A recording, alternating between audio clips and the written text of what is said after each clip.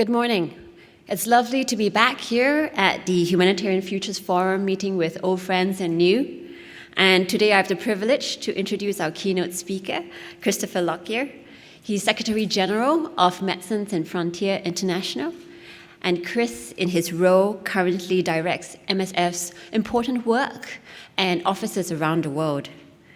Some of you may already know this, but Chris started out his career in humanitarian work as a water and sanitation engineer in Sudan, and he has got engineering degrees from the University of Cambridge. Some of the things that he's interested in includes developing new strategies for relief programs and how best to consult with beneficiary groups on the ground. He is also interested in exploring techniques for how to negotiate humanitarian access in political settings. So do remember to ask him for his favorite negotiation tips. Well, without further ado, I would like to invite Chris up here. Thank you.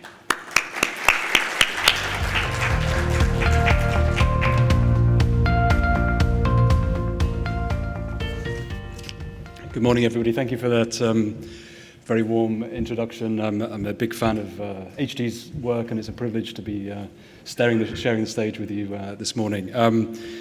Ambassador Ong, Colonel Tan, thank you very much for the invitation. It's a privilege to be here.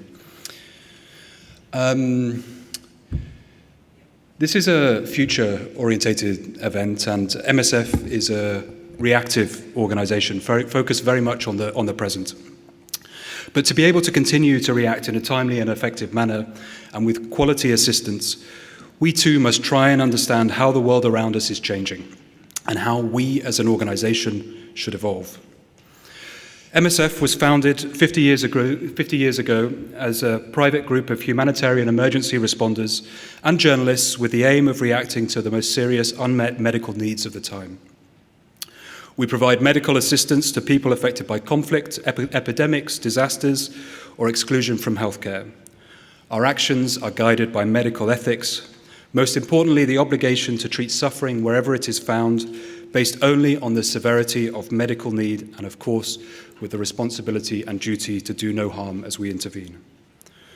Through a series of decisive moments since our founding, we enjoy financial independence, which in turn secures our independence to operate where the needs are the greatest, irrespective of political agendas or media attention. 98% of the money for our activities comes from more than 7 million private citizens worldwide.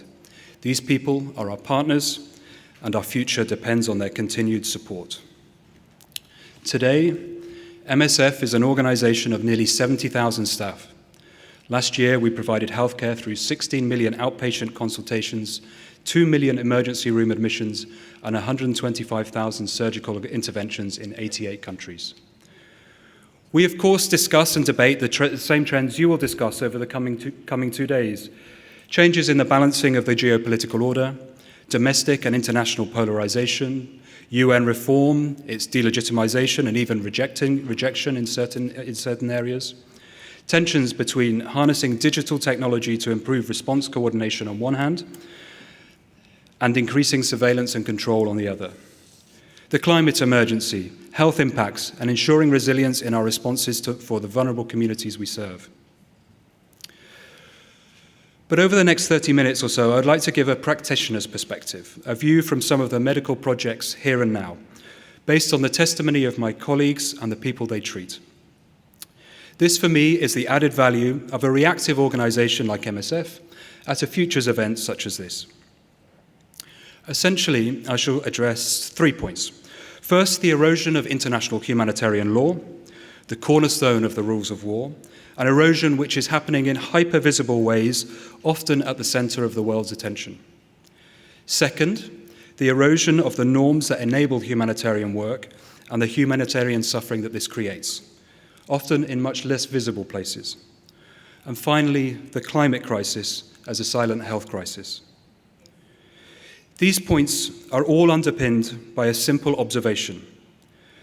That is, that humanitarianism is about more than medical efficiency or technical competence.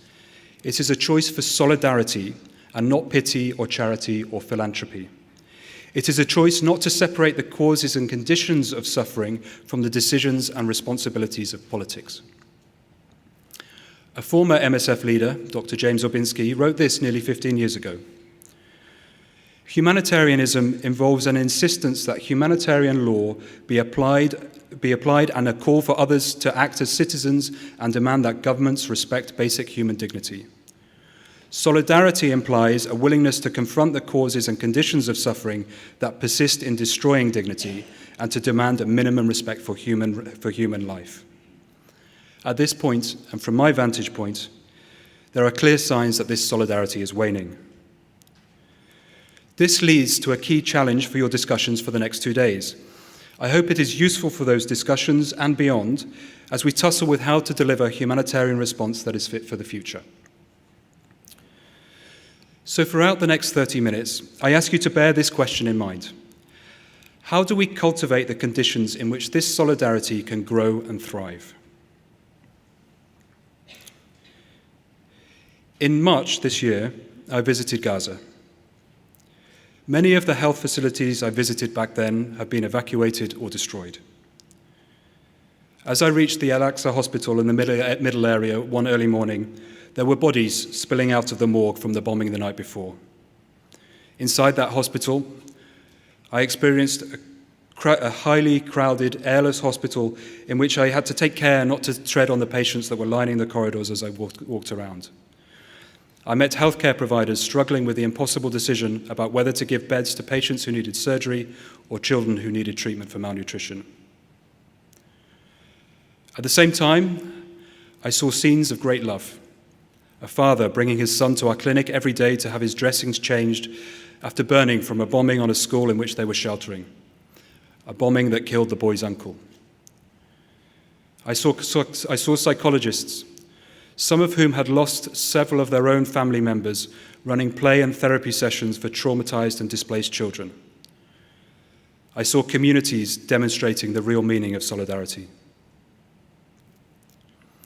But away from these daily, urgent, crucial, and highly intimate human connections, this conflict in the Middle East, now spreading to Lebanon and potentially beyond, has been shocking for its brutality, its recklessness, and its disregard for human life. Its disregard for suffering, and its disregard for legal and moral obligations that all warring parties bear. I, like many, was outraged by Hamas's deliberate and unconscionable attack on Israeli civilians on October the 7th last year, and I remain outraged by Israel's response. I feel the anguish of the families whose loved ones were taken hostage on October the 7th.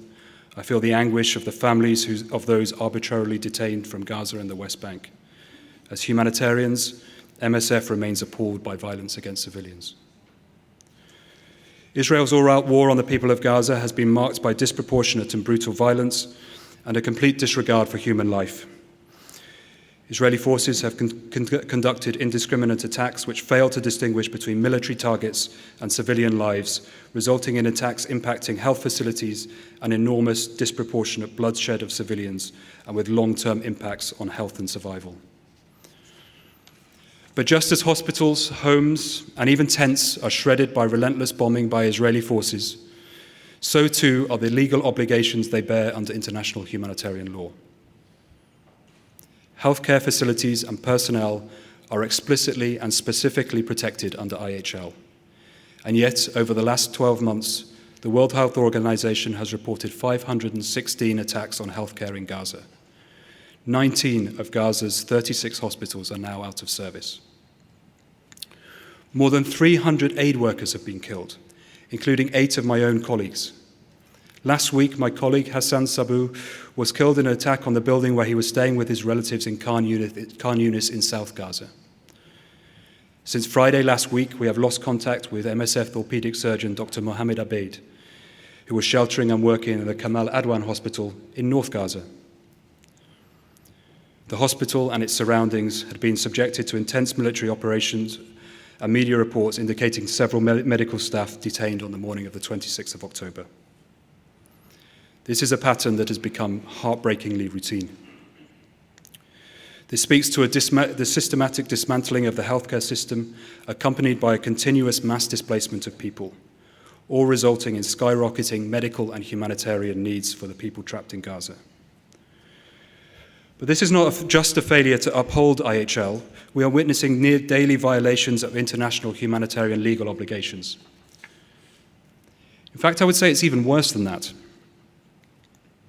In the lack of independent reporting from Gaza and through the fog and propaganda of this war, IHL is being used as a smokescreen to enable the war to continue. Because as the perpetrators deny these violations, those states providing the weapons that allow this war to continue to justify those transfer of munitions. This transfer of weapons should not be simply allowed to continue alongside this destruction. And the burden of proof of IHL should be on those providing and using the weapons, not those victims to their attack or those providing emergency medical assistance. At the same time, the image and narrative of humanitarian aid is being instrumentalized to enable the continuation of the war. While humanitarian delivery and healthcare systems have been obstructed or destroyed, these blockages to effective aid provision have been masked by the illusion of aid, airdrops and floating piers. My own colleagues, in coordination with the Ministry of Health, have had to resort to setting up 2 field hospitals in central Gaza. Field hospitals are not a solution or a substitution for a functioning healthcare system. They are a last resort response to Israel's targeting dismantling of Gaza's healthcare system. Field hospitals should never be necessary, especially in a place like Gaza that had a functioning healthcare system before the conflict broke out. It was an exceptionally hard decision to set up these hospitals. Why? Because while they can and do save lives, we fear they may facilitate or encourage further destructions of Gaza's pre-war healthcare infrastructure. The instrumentalization of aid can come in many guises. International leaders must also bear responsibility for what is happening. The military and political support offered by the allies of the warring parties is both complicit and, when accompanied by calls for a ceasefire, it is hypocritical. For over a year now, the utter lack of consistent diplomatic pressure, meaningful accountability, and in some cases blind support has provided both military and diplomatic cover for this campaign. They failed to hold Israel accountable to its failure to implement UN General Assembly and Security Council resolutions. They failed to hold them accountable to the rulings from the International Court of Justice. Whatever humanitarian future you foresee, we must consider how international humanitarian law can be carried forward into it. Without that law and belligerents adhering to it, there simply is no humanitarian future. With that in mind, I want to take a moment to recognize the efforts from this region to protect humanitarian workers and extend IHL. Indonesia, Japan, Australia, together with Jordan, Switzerland, Sierra Leone, the United Kingdom, Brazil and Colombia are pursuing a UN declaration on the protection of humanitarian personnel and ensuring the upholding and championing of international law in conflict zones. Vietnam's role in getting environmental protections recognized in IHL is well known and appreciated. More recently, Singapore, Malaysia, Korea, New Zealand, Vietnam again, and others have consistently played active roles in the International Law Commission for the Protection of the Environment in relation to armed conflicts, which has resulted in the adoption of several new principles to protect the environment in the build-up to, during, and after conflict. Indonesia and Vietnam have also been involved in drafting a treaty on the application of IHL to outer space. And on Gaza specifically, I want to recognize the high-profile statements from China, from Malaysia, from Indonesia, highlighting the unacceptability of how this war is being conducted. We need this to happen in all instances where parties fail to meet their legal obligations if international humanitarian law is to continue to function. It is not acceptable that violations of IHL in Ukraine are called out, but not in Gaza. So I ask you, whatever future arrives, how will you ensure international humanitarian law remains a part of it, regulating the conduct of belligerents in conflict? How do we ensure the burden of proof protects against violations of IHL? And how do we counter the selective outrage that denounces violations by geopolitical rivals but remains silent on those of friends?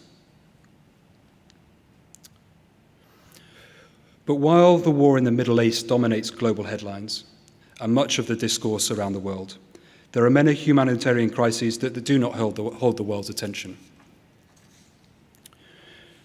MSF has worked in Myanmar for more than 30 years. We were the first international NGO present in the country, the first provider of antiretroviral treatment for HIV, and at one stage ran Myanmar's largest HIV program. We were extremely proud to hand this program over to the National AIDS Program 4 years ago. We have since despaired as more and more people involved in that program, people who used to be our patients, find themselves living in opposition-held areas of that country where, due to politicization of healthcare, the drugs they need to manage HIV or TB are blocked from entering. The 5-point consensus is a commitment to address this. It was agreed in 2021. It's an ASEAN leaders meeting in Jakarta, which included a specific call to scale up aid from ASEAN. But like in Gaza, policymakers have so far failed to create the conditions in which this aid can be delivered. In fact, since the 5-point consensus was signed, the ability of the people of Myanmar to access humanitarian aid has plummeted. Healthcare has been politicized in Myanmar, with the result that independent, impartial humanitarian organizations, like ourselves, are unable to provide basic services or specialized TB care. We are acutely aware of the danger that this poses to people's health. But it also poses risks to communities through increased drug-resistant forms of tuberculosis. Even in areas not controlled by opposition groups, MSF struggles to reach agreements and receive permissions to work. This has resulted in the suspension of nearly all of our activities in Myanmar since September 2024. We remain prepared and ready to go. The political will to allow us to work is missing. I want to draw your attention to the critical situation in Rakhine State, where conflict has escalated in the past year. In 2024, we will not manage to provide even 10,000 outpatient consultations. This is 87% less than in 2022. There are no mechanisms inside or outside Myanmar to provide the people of Rakhine State with meaningful medical care at scale.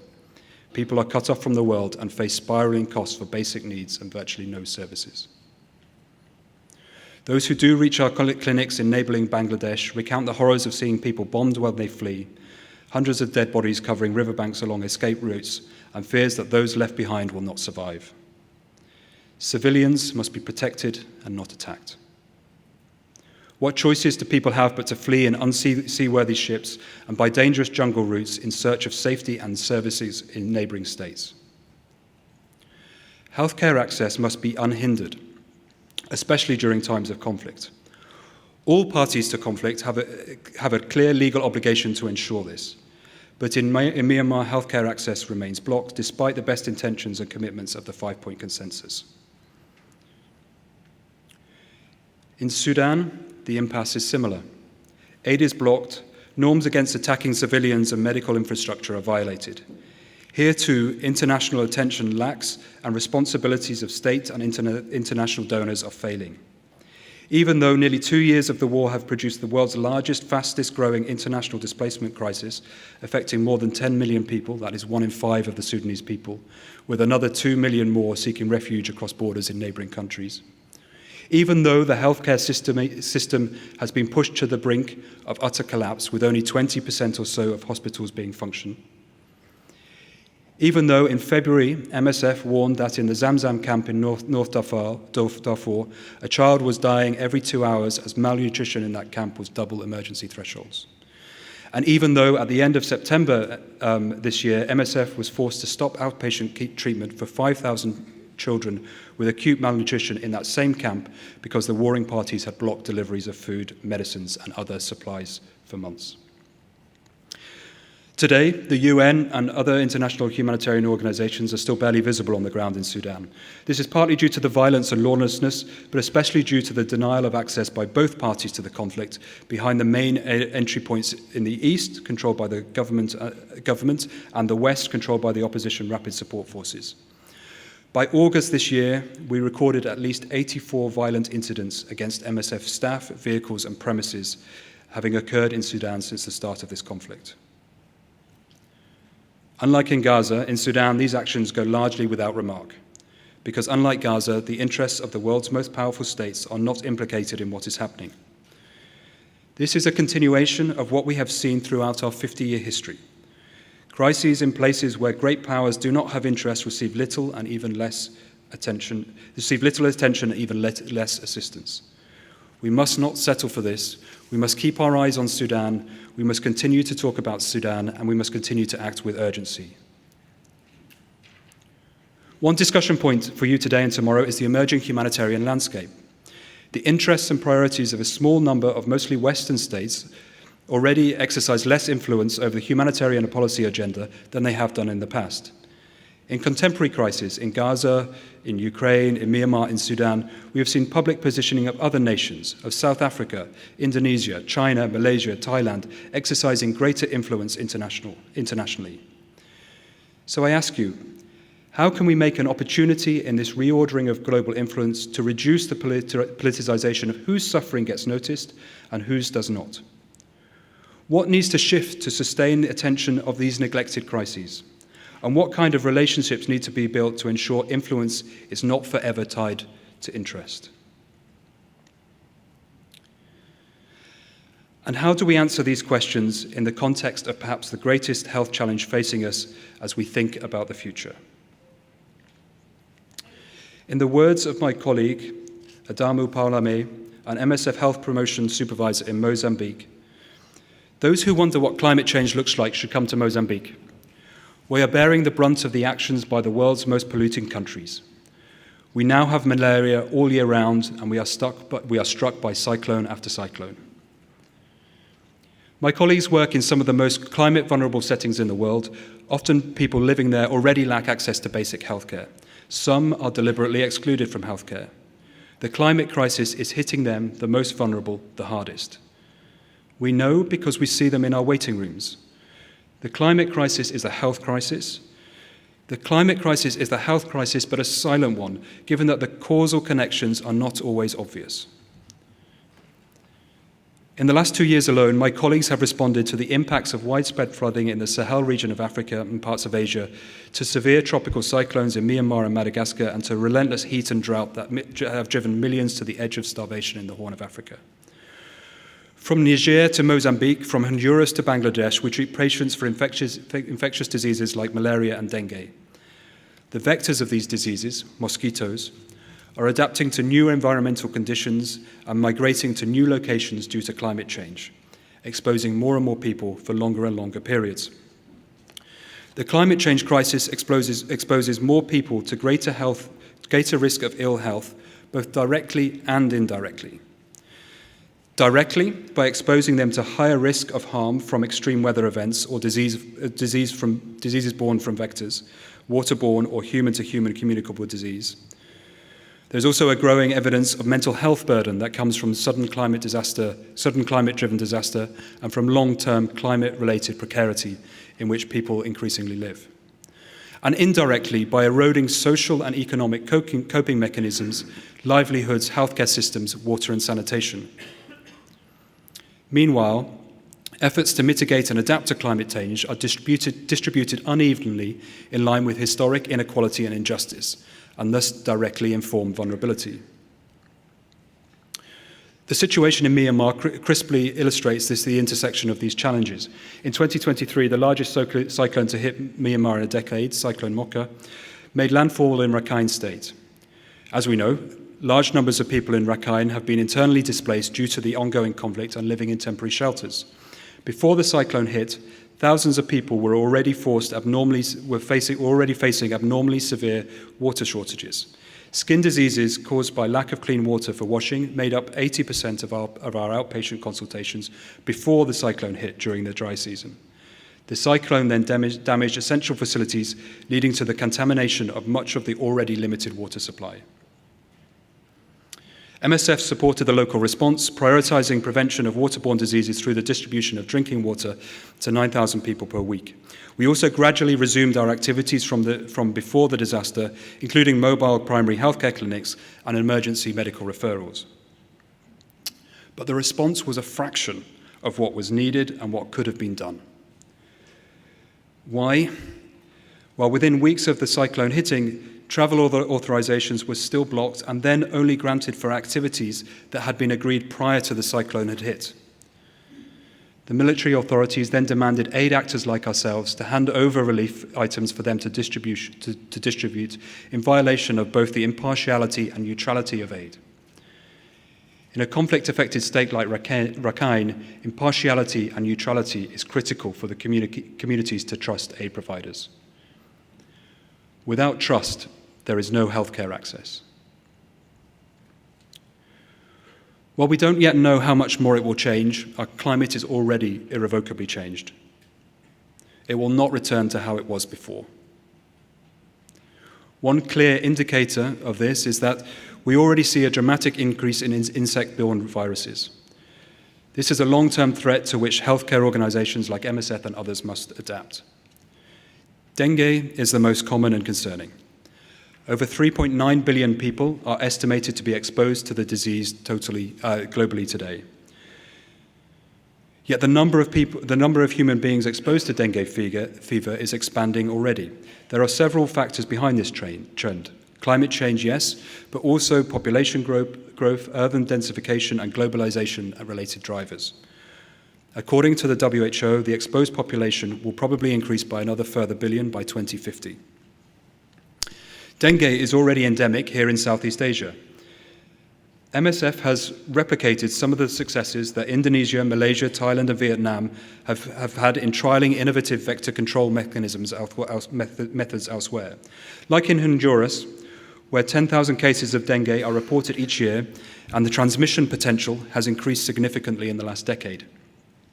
Since 2010, MSF has responded in 7 dengue outbreaks in Honduras. Traditional vector control methods using chemical products are less effective now. Mosquitoes have become more resistant to them. Last year, we, alongside the Honduran Ministry of Defense, launched several new vector control studies, including a pilot with the Bolbachia bacteria method, similar to the one done in this region. The wild mosquito population of the Tegucigalpa region is being replaced with native mosquitoes inoculated with the Bolbachia bacteria. In previous studies conducted in endemic settings, including parts of Southeast Asia, Bolbachia has been proven to reduce the transmission of dengue by up to 95%. Furthermore, the method appears to be environmentally safe, self-sustaining, and cost-effective. I hope that this pattern, wherein practical solutions can be tried here and in this region in ways that can inform humanitarian groups like MSF, or be replicated elsewhere in the world, can become a feature of the emerging humanitarian landscape. One important consideration is how this region can be a source of solutions to the increased exposure to health threats that is coming with climate change. A first step could be to offer support to knowledge production. Very little research has been done to date on health impacts of climate change and the environmental degradation in places that MSF conventionally works. We are taking some steps ourselves to fill these gaps. For instance, in the Dagale refugee camp in Kenya, we have started our own research on the physiological impact of heat in displacement camps. This will become the basis of our own efforts to adapt our programs accordingly. And we are developing heat warning thresholds in places where they do not already exist, so we can integrate them into our response planning. I believe that there is already an event planned here in Singapore on heat waves next year, and the National University of Singapore has a specialized heat lab. These are exciting opportunities to produce and pool knowledge that can contribute to better tailored humanitarian programming in the future. We see opportunities for MSF to contribute and especially to collaborate on evidence-based practices. But we need more than reactive solutions to this. We need a rethink. Even though the climate crisis is a health crisis, health doesn't yet feature predominantly in international decision-making processes. It needs to be at the center of them. This means bringing health actors and stakeholders to the negotiating table to speak on health, especially the most vulnerable. This is a concrete way to expand solidarity further, because the whole world will be impacted by climate change. No community is immune. As a health actor at this forum, I implore you to emphasize health in your own reflections on climate change. Perhaps most of all, I urge you to seek coherence as we address this multifaceted challenge. Coherence in terms of planning, in terms of coordination and response, and perhaps most of all in terms of funding.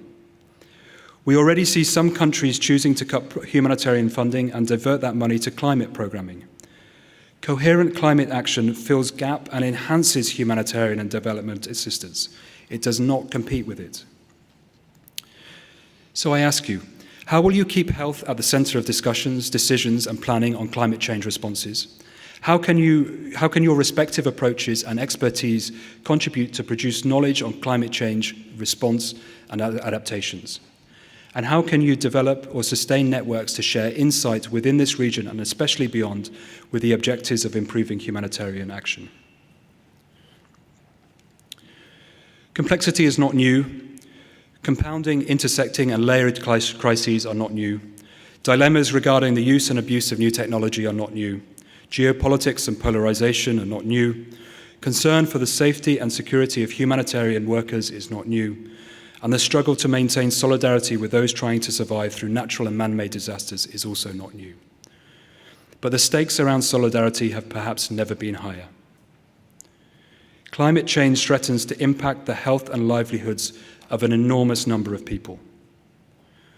Authorities with the means to do so will of course act to mitigate the risk posed to those people under their jurisdiction. How do we ensure that those actions do not come at the expense of others living elsewhere? Others who are already exposed to greater risk because of the instability and the insecurity and because they have no access to basic services like healthcare. Whatever the answer is, it begins with solidarity. Persecution of entire groups, criminalization of undesirable or inconvenient populations, exploitation of the unprotected, violation of basic humanitarian rules and norms, these things have never been more visible. How do we ensure that this results in them being called out more strongly and so rendered less acceptable? How do we ensure increased visibility and awareness leads to this and not to the acceptance and normalization of such dehumanization? Whatever the answer is, it begins with solidarity. So then, and as I asked at the beginning, how do we create and cultivate the conditions for global solidarity to recover and then grow? It is less of a technical challenge and more of a political and social challenge. And this is my challenge to you as you work to prepare us for the future. Thank you.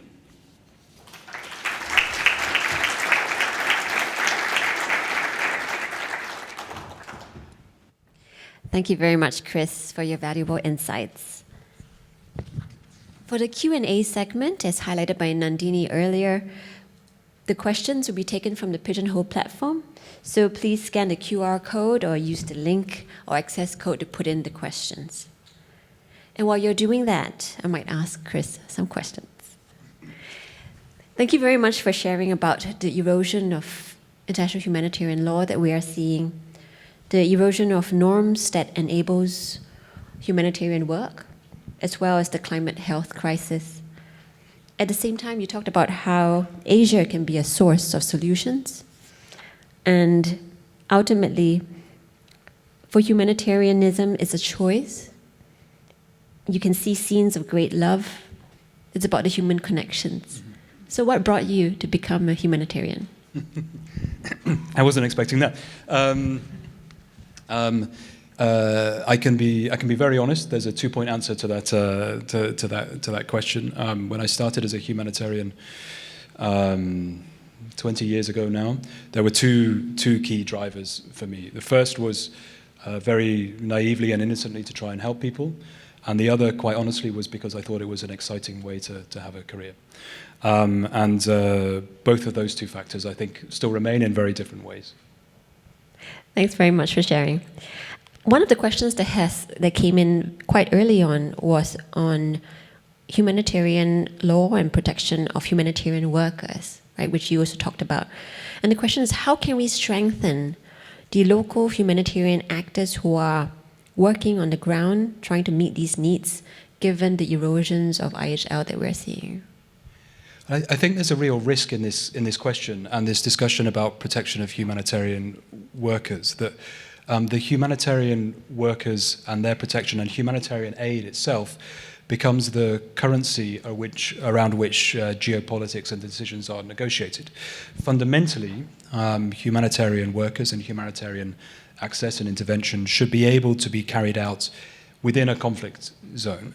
I think what we're seeing is a failure of the peace and security agenda, which is why it's very good that there's organizations like HD to work in that field. But we're at risk of saying that it is the humanitarian, that while we allow these conflicts to continue, it is about allowing humanitarian access to intervene. And the priority here, I would say, would be to end these conflicts. Now, at the same time, it is essential that that states, that those who are negotiating around these conflicts ensure that humanitarians do not become instrumentalized and targeted themselves, which I think is a growing trend that we're seeing around the world.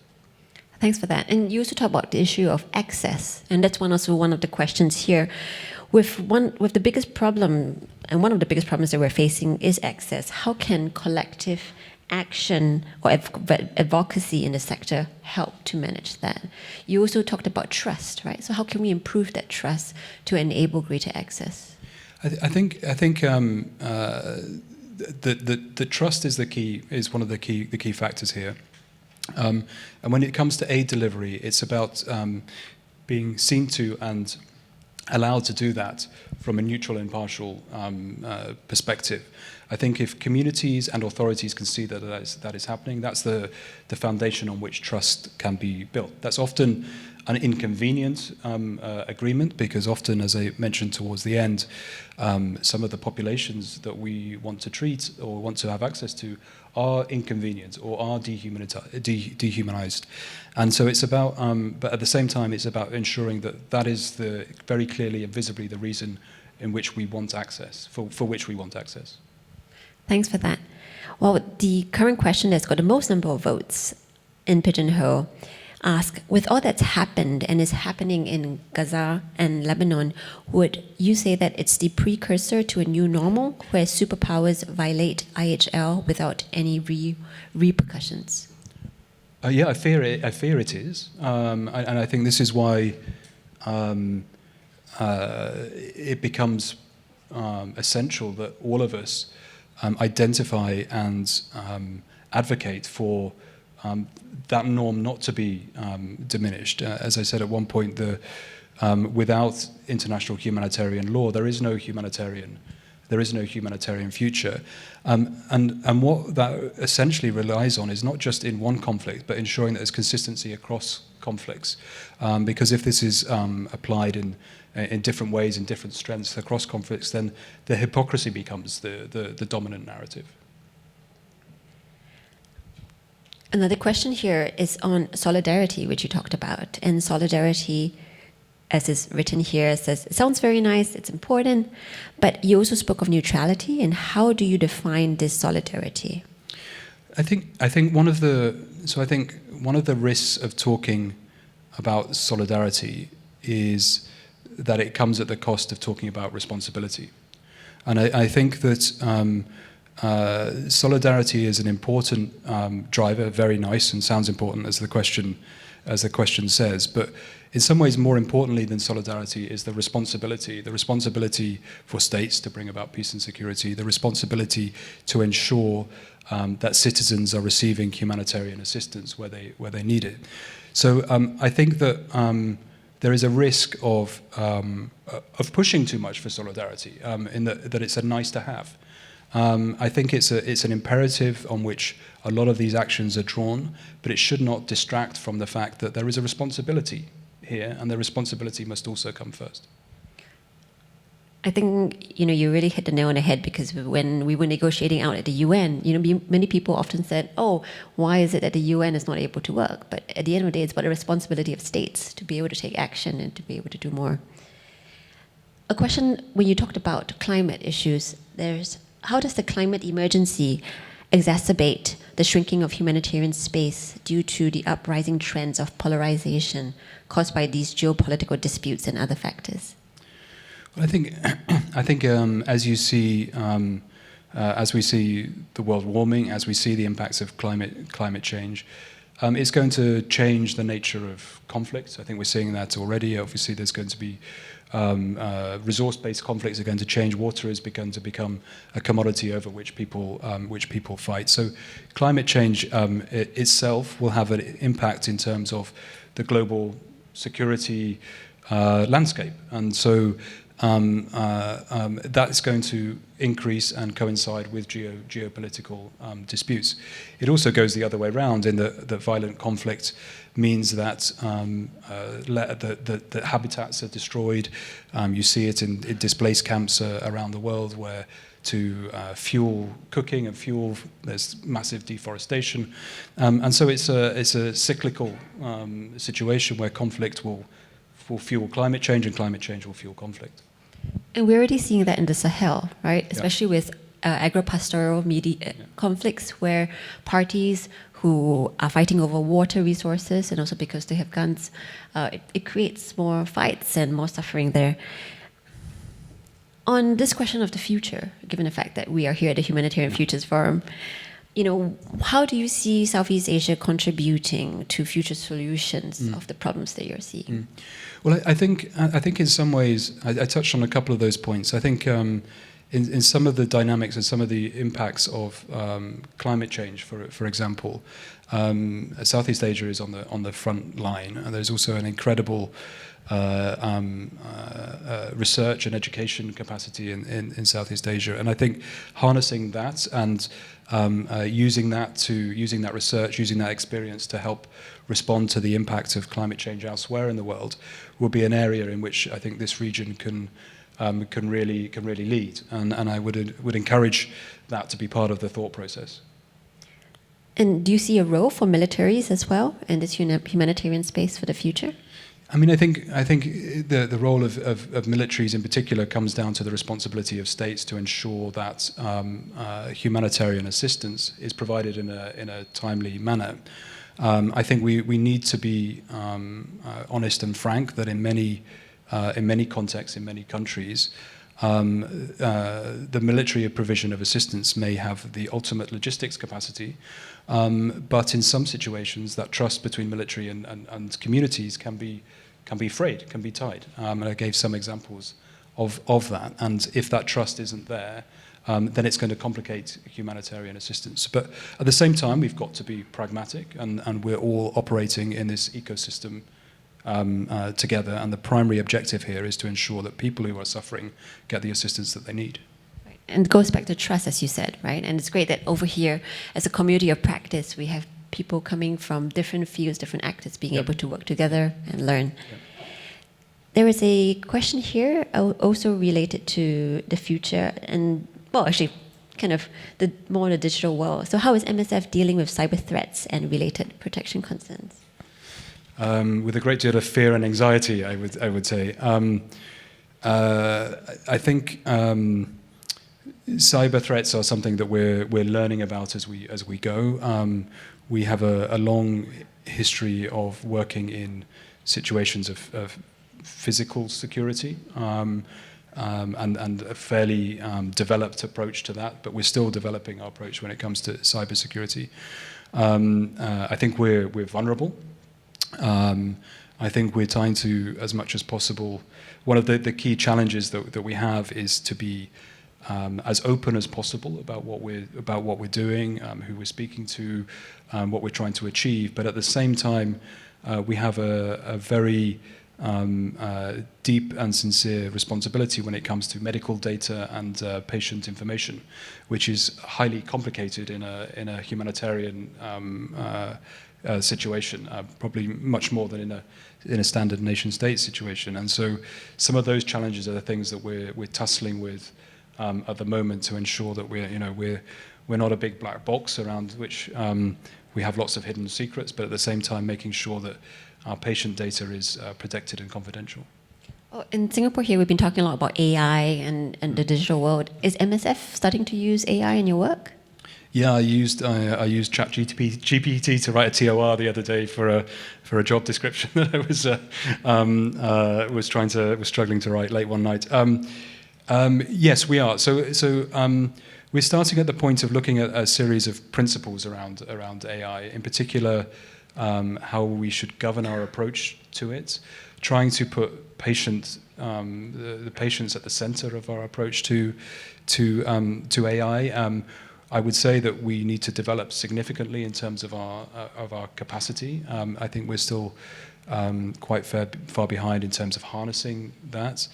But I think that the starting point is to really understand. We're not going to understand all the practical implications of it, but understand the sort of the principles around which we would like to work alongside AI. Got it, thanks. There's a question here about MSF itself, saying that there might be inequalities as well within the own organization, dealing, for example, between Global South and Global North staff, and probably that's the case in various organizations as well. How do you reconcile that, and how do you find solutions to that? Yeah, no, I mean it's a very good question. We have a plan that we've been working on for around the last 5 years now about dismantling structural discrimination and racism within the organization. There are many elements to that. It ranges from very practical issues such as ensuring that contracting is fair and accessible to our staff, ensuring that we're paying staff in a way which is fair from whatever background they come from, but also looking at the architecture of the organization. We have 24 sections, as we call it, chapters, but only a few of them are running the operations, and most of those are based in Europe. That's our history, that's our background. Just last week, we approved another one in East and Southern Africa, which is a big milestone. And a couple of years ago, we set up another operational section in West Africa as well. So we are changing. There is still a long way to go. I don't think it's anything that's ever going to be finished, but we must also acknowledge that having been set up in one part of the world 50 years ago, the world has changed, and we've got a lot to do to change with it. Well, it's good to hear about the transformations that you bring about in your role. On funding, so MSF is funded by private citizens. So how do you balance the funding of humanitarian aid with the need to raise awareness of crisis, especially those, as you said, that might be neglected because there's less interest or political awareness of it? I mean, I think we've often been. So at the start of the COVID pandemic, we were very concerned that our income would drop. The economies around the world were projected to decrease, and so we assumed that could happen to us as well. We actually saw an increase at that time, not massive, but a slight increase. And I think that it shows. What I talked about up there was a lot about the decrease in concern about solidarity, but actually what we see from our donors is a huge amount of care and solidarity around the world at the same time. And we often find that talking about some of the difficult things has the consequential impact of increasing our fundraising. That's not necessarily the reason we do it. I mean, these two things seem to be sort of self-promoting or inter-promoting in a way. But yeah, we will, if push comes to shove, we will continue to speak, even if that would mean a reduction in terms of income. It generally seems to work the opposite way around. I think to your point about how funding might have increased during COVID, I think it relates to, at the end of the day, that humanitarianism is about humanity and bringing people together. It's that personal connections. And ultimately, I think that speaks to many people. Yeah. Israel yesterday passed a law to ban UNRWA, and will there be impact for MSF's work in Gaza? And globally, would this set precedent for further targeting of humanitarian workers in other conflict zones? Yeah, we've been fearing this moment for several months. At the first hearing of this bill, we made a statement that was, I think, very clear about how much the aid provision in Gaza relies on UNRWA, how aid organizations, including ourselves, rely on UNRWA. UNRWA is often explained to be the backbone of humanitarian assistance in Gaza, but actually it's the backbone of society in Gaza in many ways. And so it's an incredibly worrying, very worrying step. I would say it also has connotations related to the dismantling of global institutions. It's also a threat to the UN more broadly. It's an organization that we rely on to be able to get fuel in Gaza. It's the biggest humanitarian provider in Gaza, and so it's very, very bad news for the people of Gaza. So if you were at the UN right now, what would you say? Well, I may not be speaking to the UN. I may be speaking to the states around the table. I mean, there was a lot of reduction of funding as the investigation happened in terms of the events of October the 7th and the accusations around UNRWA being involved in that.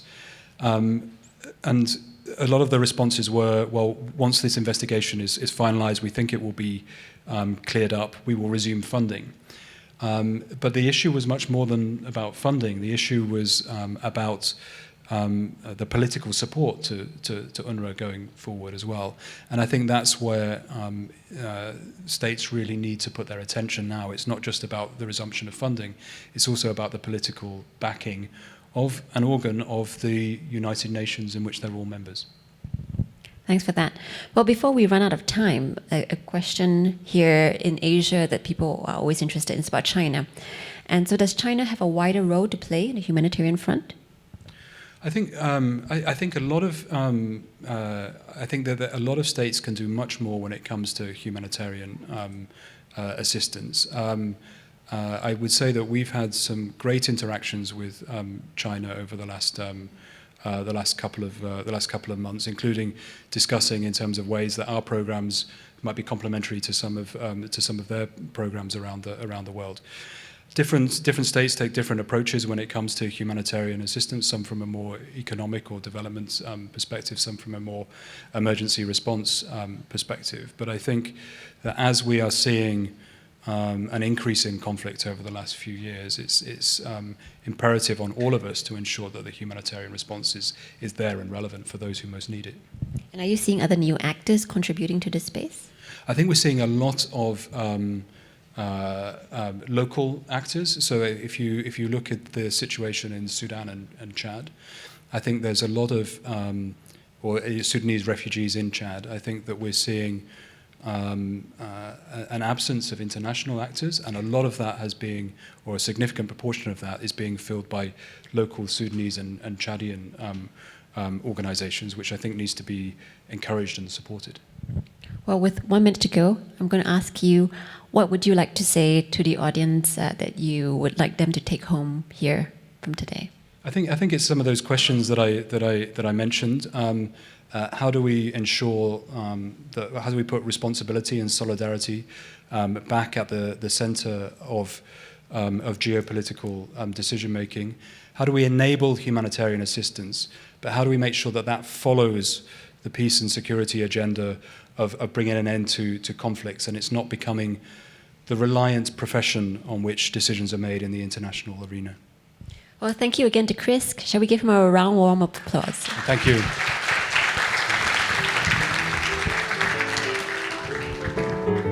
Thank you, Chris. Thank you, Yemin. May I now invite to the stage May I now invite Ambassador Ong on stage to present the tokens of appreciation. Ambassador Ong, please.